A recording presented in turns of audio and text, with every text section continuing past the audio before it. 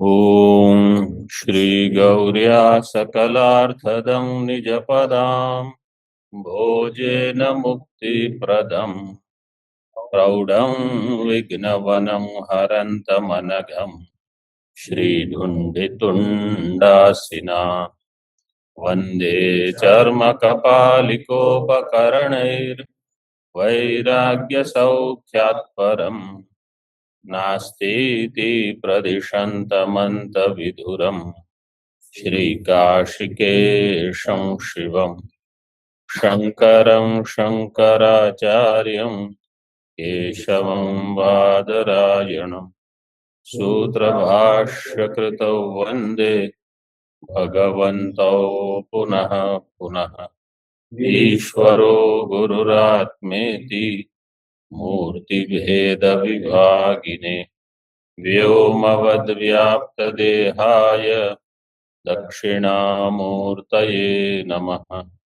ओम शांति शांति शांति। सप्तम सूत्र था तन्निष्ठस्य मोक्षोपदेशात्। तत्का अर्थ है वो जो सत जिसने ईक्षण किया, मतलब ईक्षण करने वाला जो सत है उसमें जो निष्ठ होगा। निष्ठ का अर्थ क्या था? निष्ठा का अर्थ क्या है साधारणतः? तादात्म्य करना, आत्मत्वेन जानना उसको। जो उस सत को आत्मत्वेन जानेगा उसका मोक्ष होगा, मोक्षोपदेशात्। ये हो गया। अब आगे देखिए, ननु टीका में, यथा कश्चिद अरुंधतिं दर्शयितुं निकटस्थां स्थूलां ताराम अरुंधतित्वेन उपदिशति तद्वद अनात्मन एव प्रधानस्य सत्पदार्थस्य आत्मत्वोपदेश इति शंकते। पूर्व पक्ष क्या शंका कर रहा है? आप कहते हो जो सत में निष्ठ होगा उसका मोक्ष हो जाएगा, इसलिए सत का उपदेश प्रधानत्वेन नहीं हो सकता। अब पूर्व पक्ष क्या कहता है कि सत का उपदेश प्रधानत्वेन सीधे नहीं हो सकता है, लेकिन ऐसा तो हो सकता है कि एक क्रम से उपदेश हो, जिसमें प्रथम विकल्प में प्रधान का उपदेश हुआ, द्वितीय विकल्प में सत का जो मूल स्वरूप है उसका उपदेश होगा। तो दो विकल्प में ज्ञान करा सकते हैं। जैसे दृष्टांत देते हो अरुंधति प्रदर्शन न्याय, अरुंधति को दिखाना है। देखिए टीका में, यथा कश्चित अरुंधतिम दर्शयितुम, कोई अगर अरुंधति को दिखाना चाहता है। अरुंधति कहाँ है? सप्त ऋषि में किसके नीचे होगी? वशिष्ठ के नीचे। वशिष्ठ जो है उनके नीचे। इस 7 ऋषियों के नाम पता है? पुलस्त्य, अत्रि, वशिष्ठ, मरीचि, अंगिरस, वशिष्ठ, मरीचि, ऐसे। इसमें वशिष्ठ के नीचे एक और भी छोटा तारा रहता है, वो है अरुंधति, उनकी पत्नी है। बाकी किसी के साथ पत्नी नहीं है, लेकिन ये थे, विद्वान थे, तपस्वी थे। तो अगर सीधे कोई उसको अरुंधति को दिखाना चाहेगा तो वहां ध्यान ही नहीं जाएगा, क्योंकि वो सूक्ष्म है। तो इसलिए कैसे करते हैं, पहले तो जो वहां सबसे अधिक प्रकाशमान हो उसको दिखाते हैं। तो सप्तर्षि के द्वारा जो इंगित किया जाता है वो वास्तव में है ध्रुव, जो कि अधिक प्रकाशमान। तो वहां देखिए, पहले ध्रुव दिख रहा है, हाँ, फिर वहां से ऊपर जाके, अब पता नहीं कितनों को पता है सप्तर्षि कैसे देखना। ध्रुव जो है तो इसमें 4 हैं, 1 2 3 4 ऐसे मंडल है उसका। उसमें जो प्रथम 2 हैं, 1 2, वही सीधी रेखा अगर की जाए तो ध्रुव तारे तक जाती है। और फिर तीन, तीन चार, एक दो तीन चार, तो चौकोन नहीं है लेकिन उसके जैसा कुछ बनता है। फिर पांच छ, ऐसे पांच छ सात ऐसे आते हैं, पांच छह सात, उसमें छह के नीचे अरुंधति। तो आपको ध्रुव दिखा के फिर सप्तर्षि मंडल दिखाना है, फिर उसके नीचे अरुंधति दिखानी। तो अब देखिए, अथवा जो साधारण दूसरा इसका नाम है शाखा चंद्र न्याय, वो तो सरल, ये अरुंधति न्याय दिखाते हैं तो थोड़ा आप सूक्ष्म चिंतन बढ़ा दो। कश्चिद अरुंधतिम दर्शयितुम निकटस्थाम स्थूलाम ताराम, जो निकट स्थूल तारा है जो अधिक प्रकाशमान है उसको दिखाते हैं। कैसे? अरुंधति त्वेन उपदिशति, कि यही अरुंधति है, इस प्रकार से पहले उपदेश कराते हैं। फिर वो तो अरुंधति है नहीं, फिर उसको छोड़ के कहा जाएगा जो अन्य है वो अरुंधति त्वेन आप ग्रहण करो। फिर अन्य, तो ऐसे कहेंगे। वो जो बड़ा तारा दिख रहा है तो सुनने वाला है उसकी बुद्धि में क्या आएगा? अच्छा यही अरुंधति हो। उससे वो फिर आगे और दो दिख रहे हैं तो उनको लगेगा अच्छा उसमें से कोई होगा। फिर आगे ये पांच दिख रहे हैं, हाँ, फिर उसमें जो मध्य में है वो दिख रहा है, हाँ, उसके नीचे जो है, तो ऐसे करके अरुंधति दिखाते हैं। ये हमने सुना है, विवाह के समय दिखाते हैं। मतलब पति पत्नी का जीवन कैसा हो, वशिष्ठ अरुंधति जैसा हो, इसलिए उनका दर्शन कराते हैं। और उस समय कोई यहाँ देख रहा है, कोई वहां देख रहा है, कोई अरे मेरा फोन आया तो अभी तो क्या है, मंडप में ही चलते हैं तो वहां ऊपर ही वशिष्ठ अरुंधति दिखा देते हैं। वहां से फोटो जो ली होती है वही फोटो दिखा देते हैं, क्योंकि अभी अंदर ही है, कहाँ आकाश तो दिख ही नहीं रहा। वो नहीं तो फोन में ही दिखा दो। तद्वद अनात्मन है एवं प्रधानस्य, इसी प्रकार जो अनात्मा प्रधान है उसी को सत पदार्थ से आत्मत्व उपदेश है। उसी को जो सत है, पूर्व पक्षी के मत में जो प्रधान है सत है अनात्मा है, उसी को पहले कह दिया यही तुम हो। फिर आगे जाके कहेंगे ये तुम नहीं हो, कोई अन्य है, वो तुम हो, वो आत्मा है। इति शंकते कुतश्च न प्रधानम सत शब्द वाच्यम, ये प्रधान शब्द सत शब्द का वाच्य क्यों नहीं हो सकता? टीका है, प्रधानम सत शब्द वाच्यम न इति कुतः इत्यर्थः। प्रधान सत शब्द वाच्य क्यों नहीं हो सकता, ऐसा कौन पूछेगा? पूर्व पक्ष। हेयत्वावचनाच्च, हेयत्वावचनाच्च,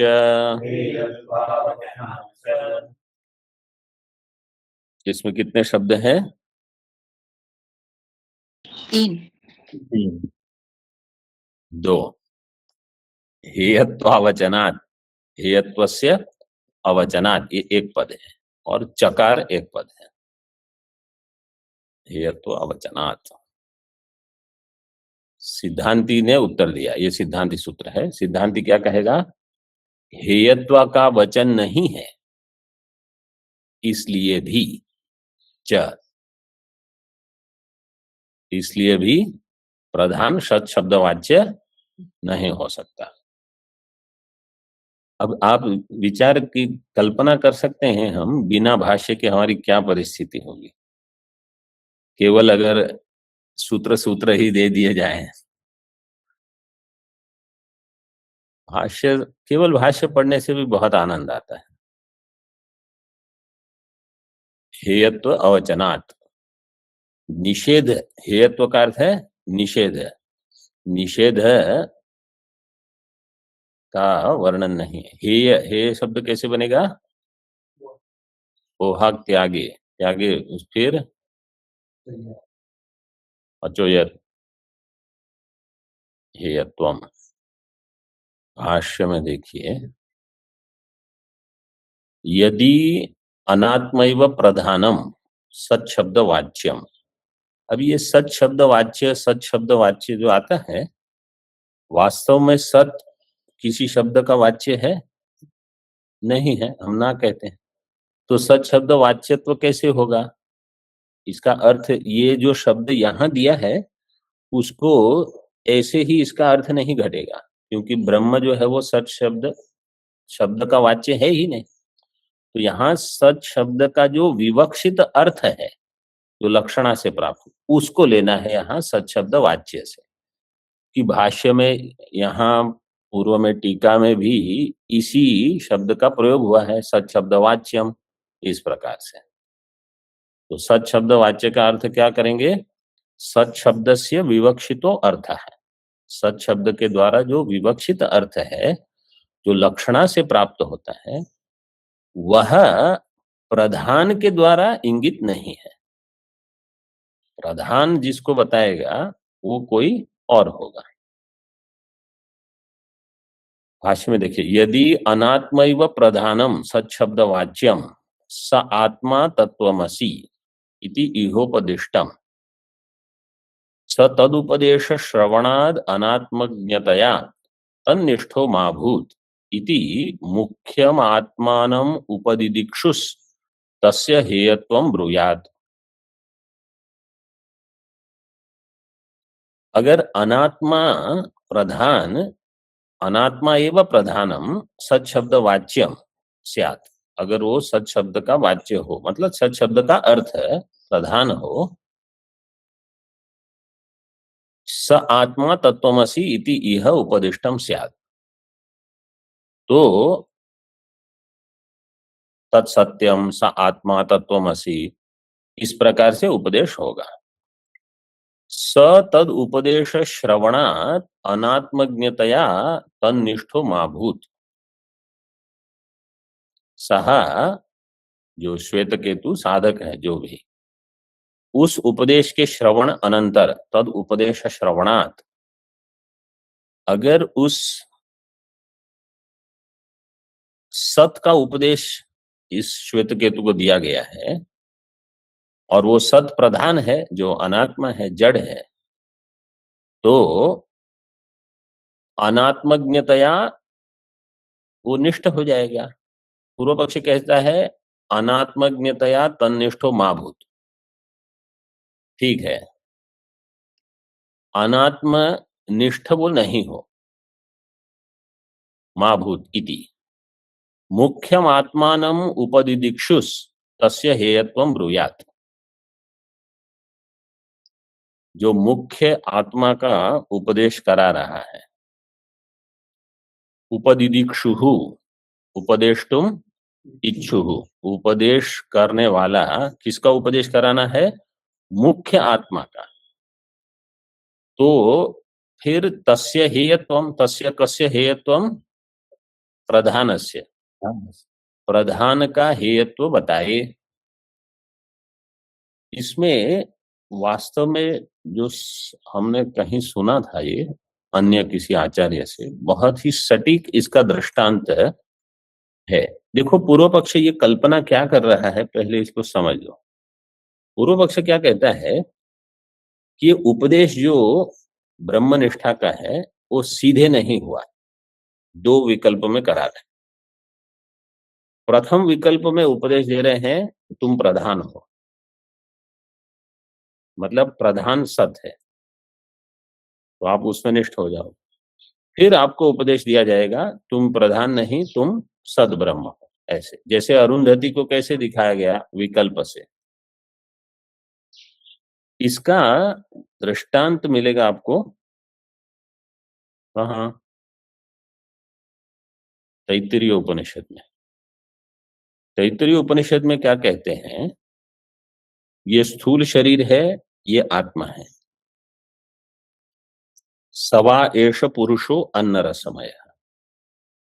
फिर उसको कहा ये नहीं, इसके अंदर जो है अन्योंतर आत्मा प्राणमय, ये तुम हो। फिर उसको कहा जाएगा अन्योंतर आत्मा मनो। ये है अरुंधति दर्शन न्याय। तो क्रम से बताते हैं वहां, सीधे हमारा ध्यान शुद्ध चेतन पे जाएगा नहीं। इसी प्रकार पूर्व पक्षी यहाँ क्या कहता है, प्रथम विकल्प में प्रधान बता दिया, प्रधान भले अनात्मा हो, उसमें निष्ठ नहीं होना है। आपने पूर्व में शंका का निवारण कर दिया कि तन्निष्ठ से मोक्षोपदेश। ठीक है, आप एक विकल्प में प्रधान बन जाओ, फिर दूसरे विकल्प में जो आपका मुख्य ध्येय है आत्मा, वो दिखा देंगे। तो इस प्रकार से ज्ञान करवा सकते हैं, ये पूर्व पक्ष कहेगा। तो इससे उनको लाभ क्या होगा कि सृष्टि सत से हुई है, प्रधान से, ये वो उनका मत सिद्ध हो जाएगा। क्योंकि वो भी कहते हैं कि प्रधान में निष्ठ होना सांख्य नहीं बताता, सांख्य कहेगा पुरुष में ही निष्ठ होना है। तो वो उनके लिए भी मुख्य नहीं है। लेकिन इस प्रकार से कहने से सृष्टि प्रधान से हुई है, ये पक्ष उनका स्थित हो जाएगा। इसको ध्यान में रखते हुए, तो जैसे वहां कैसे तैत्तिरीय में पहले एक, फिर दूसरा, फिर तृतीय, चतुर्थ, पांचवा अन्न आनंदमय कोश, फिर कहा कि इन सबका उपक्रम अन्य एतम अन्नमयम आत्मानम उपसंक्रामति प्राणमयम उपसंक्रामति, सबका संक्रमण करते करते जो रह गया वो यतो वाचो निवर्तन्ते अप्राप्य मनसासा। इस प्रकार से वहां ज्ञान करवाया है। तो यहाँ इसको आप कहीं ध्यान में रखिए, क्योंकि ये यहाँ टीका में, भाष्य टीका में नहीं दिए हैं, कहीं अन्य से हमको ग्रहण हुआ है। इसलिए आप अधिक जितना श्रवण करते हो ठीक से परंपरा से, तो ग्रहण हो जाएगा। मुख्यम आत्मानम उपदितिक्षुस तस्य हेयत्वम ब्रूयात् यथा अरुंधतिम दिदर्शयिषुस् तत्समीपस्थां स्थूलां तारां अमुख्यां प्रथमम अरुंधति इति ग्राहयित्वा तां प्रत्याख्याय पश्चात् अरुंधतिमेव ग्राहयति तद्वन् नायम आत्मा इति ब्रूयात्। अब सिद्धांत क्या कहता है कि ठीक है आप जो कह रहे हो, लेकिन उसमें एक दोष है। क्या दोष है? जैसे अरुंधति को दिखाने वाले अरुंधतिम दिदर्शयिषु, दिदर्शयिषु धातु क्या है इसमें? दृश्य प्रेक्षण है, शीर प्रेक्षण है। फिर ये कौन सा रूप बना है यहाँ दिदर्शयिषु? निज सन, दोनों निजंत और सन दोनों किए हैं। दर्शन कराने वाले, करवाने की इच्छा वाले। दिदर्शयिषु यीशु कौन होगा? जो दर्शन करवाने वाला है, जिसको ये इच्छा है, गुरु को। तो दृश्य का दर्श कैसे हो जाएगा? उगंत लघु पदस्य च दिदर्शयिषुस् तत्समीपस्थां स्थूलां ताराम अमुख्याम प्रथमम अरुंधति इति ग्राहयित्वा। जो स्थूल तारा है, जो समीप है, उसका ग्रहण करवा के ताम प्रत्याख्याय, फिर उसका प्रत्याख्यान करेंगे। प्रत्याख्यान करने का अर्थ है उसका निषेध करना, कि ये नहीं अब उसको देखो, अब ये नहीं अगले को देखो, ऐसे। पश्चाद अरुंधतिमेव ग्राहयति तद्वत् नायम आत्मा इति ब्रूयात्। इस प्रकार से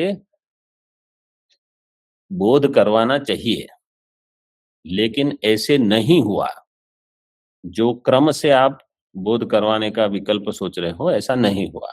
न च एवं अवोचत, इस प्रकार से श्रुति ही न एवं अवोच, श्रुति ने ऐसे ज्ञान नहीं करवाया।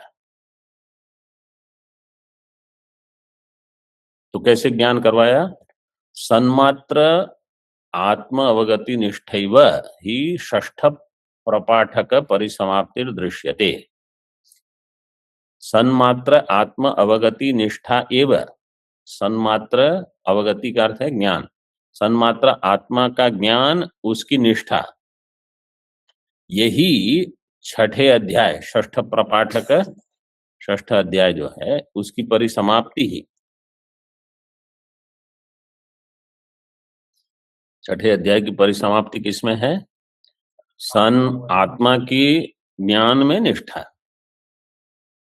तो अगर आप कहते हो कि सत अगर प्रधान है और फिर कोई अन्य का उपदेश करवाया गया है तो कोई अन्य का तो वहां वर्णन नहीं है, क्योंकि निष्ठा अंत में किसमें हो गई?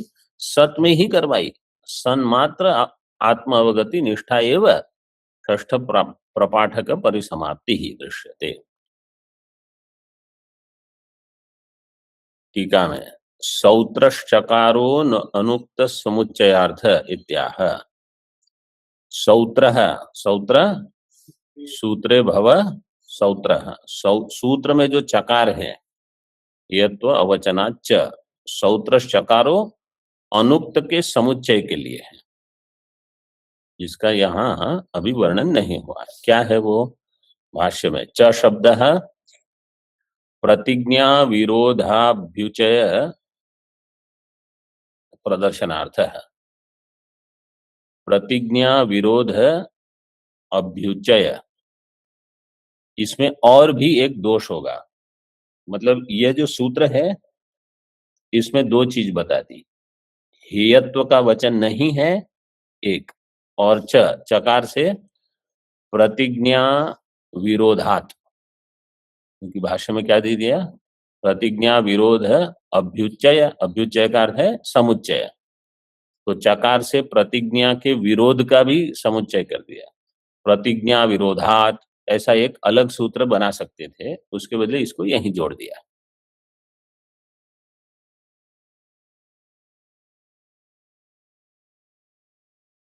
हाँ, विवृणोति, अभी उसका व्याख्यान करते हैं। ये समझ में आ रहा है कि नहीं? अगर कुछ ग्रहण नहीं हो रहा है तो आप पूछ लीजिए। प्रतिज्ञा विरोध का समुच्चय किसके द्वारा बताया गया? चकार के द्वारा। प्रतिज्ञा क्या है? अगले वाक्य में होता है सति अपि हेयत्व वचने प्रतिज्ञा विरोध प्रसज्येत। सति अपि हेयत्व वचने, अगर हेयत्व वचन हो तो भी प्रतिज्ञा विरोध हो जाएगा। कारण विज्ञानात् ही सर्वम विज्ञातम इति प्रतिज्ञातम। प्रतिज्ञा क्या है वो बताते हैं। यहां प्रतिज्ञा क्या है? कारण के विज्ञान से सब कार्य का ज्ञान। कारण विज्ञानात् ही सर्वम विज्ञातम, एक विज्ञानेन सर्व विज्ञान, ये है प्रतिज्ञा। वास्तव में जब कहा जाता है कि ब्रह्म के ज्ञान से आपको अन्य सबका ज्ञान हो जाएगा, सबका ज्ञान हो जाएगा तो हमारी सारी कामनाओं की पूर्ति हो जाएगी। Yes. कैसे? सबका ज्ञान हो गया, समझो हमको मिट्टी के ज्ञान से घट आदि का ज्ञान हो गया, तो उनकी कामनाओं की निवृत्ति कैसे होगी? एक के ज्ञान से अन्य का ज्ञान होने से इच्छा की निवृत्ति तब होगी जब जो अन्य है, कार्य है, वो मिथ्या ज्ञात हो जाए। कारण के ज्ञान से कार्य का ज्ञान हो गया, कार्य कारण संबंध होने से कारण में कार्य मिथ्या है, ये ज्ञान हो जाएगा। जो मिथ्या है उसकी कामना नहीं रहेगी। ऐसे तब कामना की निवृत्ति होगी। मतलब जब कहते हैं कि ज्ञान से मोक्ष हो जाएगा, तो ज्ञान से मोक्ष तब होगा जब ब्रह्म को आत्मत्वेन जान लिया, जगत को मिथ्यात्वेन जान लिया, इस प्रकार से। तो एक के विज्ञान से सबका विज्ञान, ये प्रतिज्ञा है। अब उसी को और आगे बताते हैं, टीका में देख लीजिए। अपि शब्दात नास्ति एव इति सूचयति, सति अपि हेयत्व वचने। अगर हेयत्व वचन होता तो भी, लेकिन वास्तव में हेयत्व वचन नहीं है। कहाँ नहीं है? श्रुति में नहीं है। कौन सी श्रुति में? छांदोग्य षष्ठाध्याय। हाँ, छांदोग्य के 6ठे अध्याय में प्रधान का जो सत शब्द से ईक्षण बताया, उसके बाद कहीं उसका हेतु तो नहीं बताया गया। उसका निषेध अगर होता तो आप जो कह रहे हैं वो ठीक हो सकता था, लेकिन वो है ही नहीं।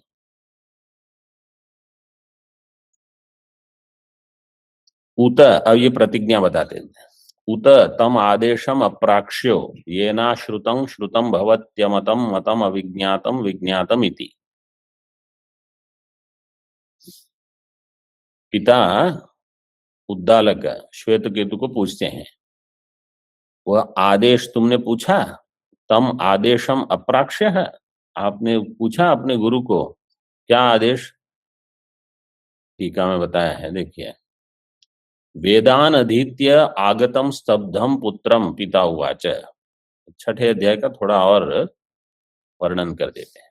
वेद का अध्ययन करके आए श्वेत केतु जी, आके वहां खड़े रह गए पिताजी के सामने। आगतम स्तब्धम पुत्रम, पिता को नमस्कार नहीं किए। पिता ने पूछ लिया फिर, हे पुत्र उत अपि तम आदेशम अप्राक्ष्य। तो आदेश के लिए देखो क्या कैसे वर्णन किया। उत का अर्थ है अपि। आदिश्यते इति आदेशः उपदेशैकलभ्यः सद आत्मा। आदेशकः आदिश्यते इति आदेश। आदिश्यते का अर्थ क्या है? जिसका ज्ञान करवाया जाता है उसको कहा जाएगा आदेश। मतलब जो दिया जाता है वो आदेश। ये तो साधारण व्युत्पत्ति से हम भाव में करते हैं, लेकिन यहाँ क्या कहा? आदिश्यते, कर्मणि प्रयोग किया है। आदिश्यते इति आदेश है। तो आदेश का अर्थ क्या हुआ?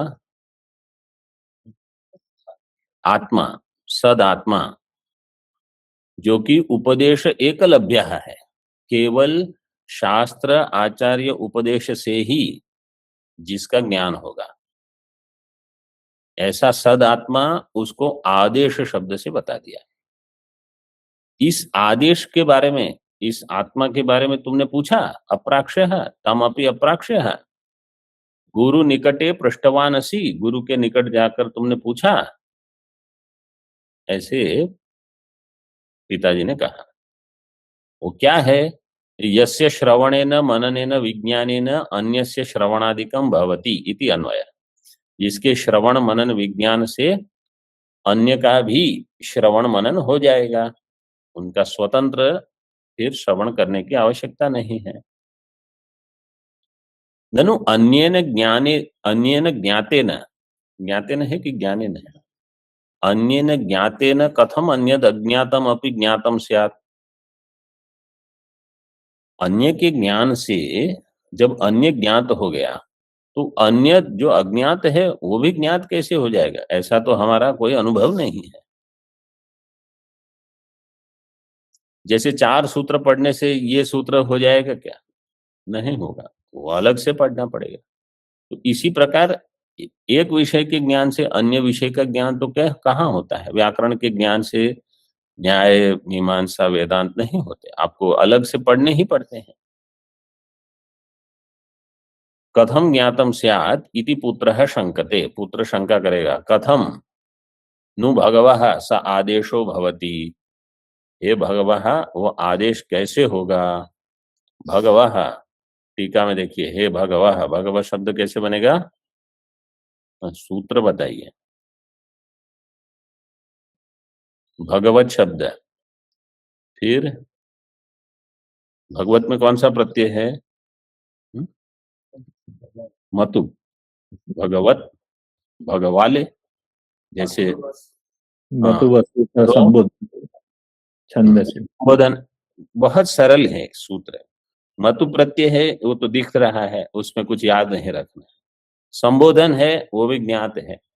2 चीज अगर पता चल गई और छांदस प्रयोग ही है, क्या क्या सूत्र लगेगा? मतलब केवल सूत्र कंठस्थ करना वो तो बाल विद्या है। उसको समझ लिया अगर तो याद रह जाएगा। और समझो पूरा, अगर लंबे चौड़े सूत्र हो सभी याद न भी रहे तो भी कुछ कुछ मुख्य अंश अगर ग्रहण हो जाते हैं तो आप तुरंत, आपको पता है कहाँ देखना उसको। मतु असो रु संबुद्धौ छंदसी, हे भगवाः, मतलब हे भगवान, कथन खलु स भवति, सह आदेश, ये ऐसा आत्मा कैसे हो सकता है, ये प्रश्न हुआ। कार्यस्य कारण अन्यत्वं नास्ति, कार्यस्य कारणान्यत्वं नास्ति इत्याह यथा, यथा सौम्य, भाष्य में देखते रहिए आप, यथा सौम्य एकेन मृत्पिंडेन सर्वं मृण्मयं विज्ञातं स्यात्, वाचारंभणं विकारो नामधेयम्, मृत्तिकेत्येव सत्यम, नामधेयम, क्या प्रत्यय लगा? ध्येय वाच्य है, ऐसे है ना, आर्तिक है।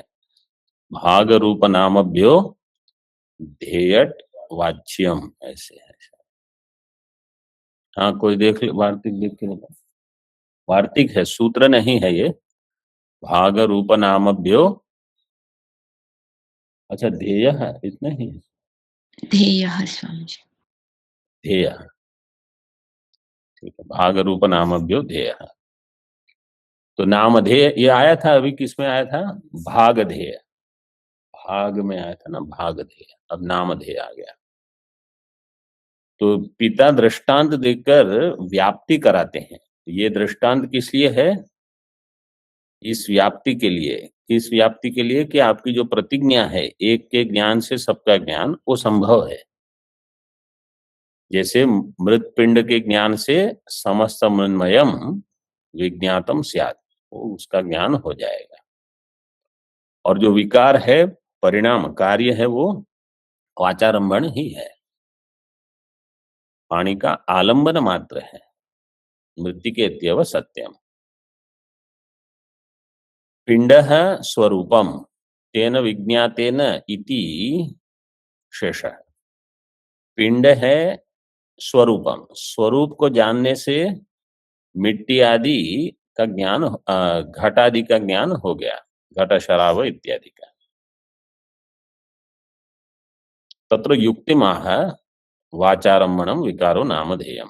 वाचा, वाग इंद्रियेण आरभ्यते इति विकारो वाचारंभणम, वाणी के द्वारा जो आरंभ किया गया है, वाग इंद्रियेण आरभ्यते, ये हो गया विकार, वाचारंभणम। ननु वाचा नाम एव आरभ्यते न घटादि ही। पूर्व पक्ष कहेगा वाणी के द्वारा तो केवल नाम का उच्चारण होता है, पदार्थ का नहीं, पदार्थ तो भिन्न है। आप कहते हो नाम मिथ्या है, ठीक है, तो पदार्थ मिथ्या कैसे हो गया? वाचा नाम एव आरभ्यते न घटादि ही इति आशंक्य, नाम मात्रम एव विकार, वो नाम ही है, वहां और कुछ है ही नहीं। अब देखो, ये बुद्धि में जब तक नहीं होगा तब तक ज्ञान निष्ठा नहीं होती कि ये जो मैं देख रहा हूं, सुन रहा हूं पदार्थ के रूप में, ये क्या है? सारे नाम मात्र ही है। क्यों? क्योंकि ये ब्रह्म का विकार है, विवर्त है। विकार का अर्थ यहाँ विवर्त लेना। तो इसलिए ये वास्तविक नहीं है, इसलिए इनके प्रति मेरी कोई महत्व बुद्धि नहीं है, नहीं होनी चाहिए। वहां अगर महत्व हो गया तो फिर ब्रह्म चिंतन नहीं होगा, फिर आप उन्हीं के नाम का जप करिए, नामधेयम इति। नामधेयम विकारोऽयं वाचा केवलमुच्यते, वस्तुतः कारणाद् भिन्नो नास्ति तस्मान् मृषैव सः।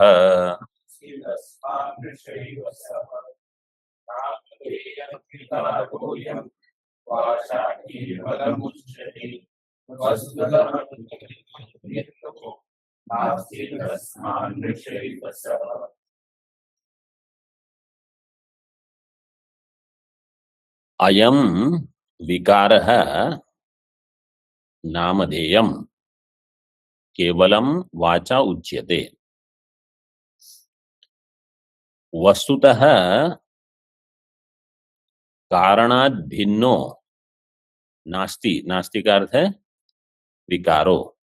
वस्तुतः कारणात् भिन्नो विकारो नास्ति तस्मात् सह मृषैव। कारण से भिन्न विकार का अर्थ है कार्य, कार्य वहां कुछ नहीं है, इसलिए वो मिथ्या है।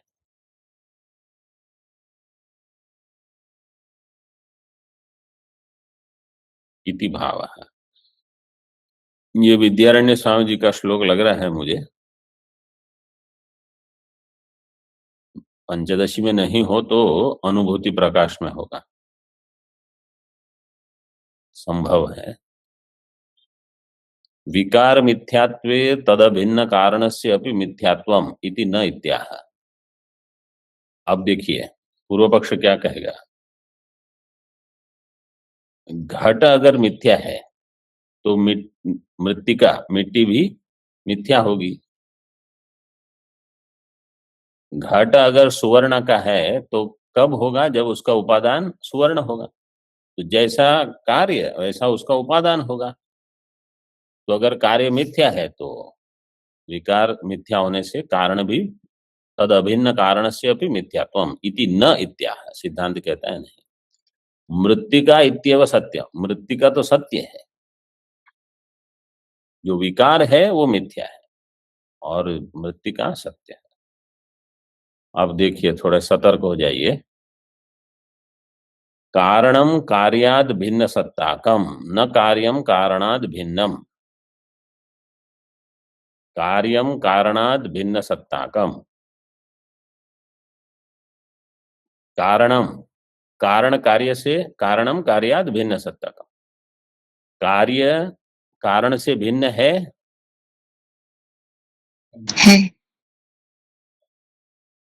कारण कार्य से भिन्न है, नहीं, कार्य से कारण भिन्न है। जी नहीं, कार्य से कारण आप भिन्न।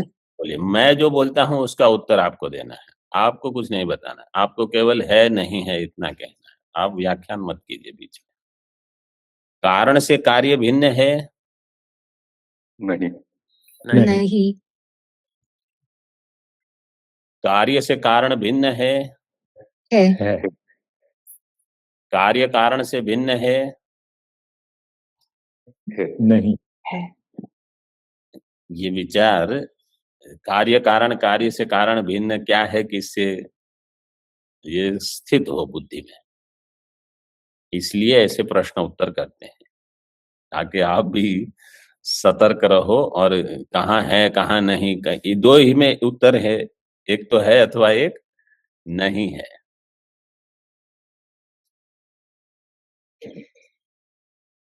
ठीक है, कारण से तो कार्य भिन्न होगा कि नहीं? कारण से कार्य भिन्न नहीं है। नहीं और कार्य कारण से भिन्न है कि नहीं? है, भिन्न है। है। कार्य कारण से भिन्न नहीं है। नहीं है। कारण कार्य से भिन्न है, कार्य कारण से भिन्न नहीं है। अब वाक्य देखिए। कारणम कार्याद भिन्न सत्ताकम न कार्यम कारणाद भिन्न। कारण जो है वो कार्य से भिन्न सत्ता वाला है। मिट्टी जो है, जो कारण है वो बिना कार्य के रह सकता है, लेकिन कार्य बिना कारण के नहीं रह सकता। न कार्यम कारणाद भिन्न, इसलिए कार्य कारण के अभाव में नहीं रहने से उसकी स्वतंत्र सत्ता नहीं है, इसलिए वो मिथ्या है। और कारण स्वतंत्र रह सकता है। तो आप अपने लिए ही विचार करिए, समझो किसी अनात्म पदार्थ के बिना मैं नहीं रह सकता, तो इसका अर्थ क्या है? उस अनात्मा की दृष्टि में ही हम मिथ्या सिद्ध हो गए, अनात्मा की दृष्टि में। क्यों? क्योंकि आप उस पर निर्भर करते हो। आत्मा के ऊपर निर्भर कर रहा हूं तो फिर भी ठीक है। अनात्मा से ही अगर हमारी भिन्न सत्ता हम नहीं सिद्ध कर पाते, तो आत्मा से तो कहां आप सिद्ध करोगे? अतः कारणातिरिक्तस्य कार्यस्वरूपस्य अभावात् कारणज्ञानेन तज्ज्ञानं भवति इति स्थिते दार्ष्टान्तिकम् आह। कारणातिरिक्तस्य कार्यस्वरूप, कारण से अतिरिक्त जो कार्य है उसका अभाव है। वास्तव में वहां कोई पदार्थ नहीं होने से कारण ज्ञानेन तज्ज्ञानं भवति, कारण ज्ञान से कार्य का ज्ञान हो जाएगा, क्योंकि वास्तव में उसका कोई विलक्षण स्वरूप नहीं है। इति स्थिते दार्ष्टान्तिकमाह, ये दृष्टांत हो गया।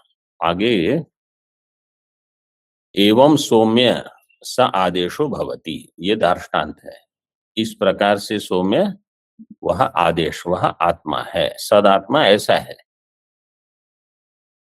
मृद्वत् ब्रह्मैव सत्यम वियदादि विकारो मृषा इति ब्रह्म ज्ञाने सति ज्ञेयं किंचित न अवशिष्यते इत्यर्थः। जैसे मिट्टी का दृष्टांत, मृत्यु का दृष्टांत में, इसी प्रकार ब्रह्मैव सत्यम, ब्रह्म ही सत्य है। देखो वहां क्या दे दिया, ब्रह्म आगे क्या लिखा है? एव। एवकार क्यों दिया? कि बाकी का मिथ्यात्व सिद्ध। जैसे मृत्तिका इत्येव सत्यम, मृत्तिकेत्येव सत्यम कह दिया, मतलब कारण में ही सत्यत्व बुद्धि हो, कार्य में नहीं। मतलब कार्य मिथ्या है। एवकार का यहाँ ये प्रयोजन है। इसका अन्य योग व्यवच्छेद। ब्रह्मैव सत्यम वियदादि विकारो मृषा, वियदादि विकार जो है वो मिथ्या है। इति ब्रह्म ज्ञाने सति, तो ब्रह्म ज्ञान होने पर ज्ञेयम किंचित न अवशिष्यते इत्यर्थः। देखिए भगवत गीता का श्लोक है, उसी को दे दिया।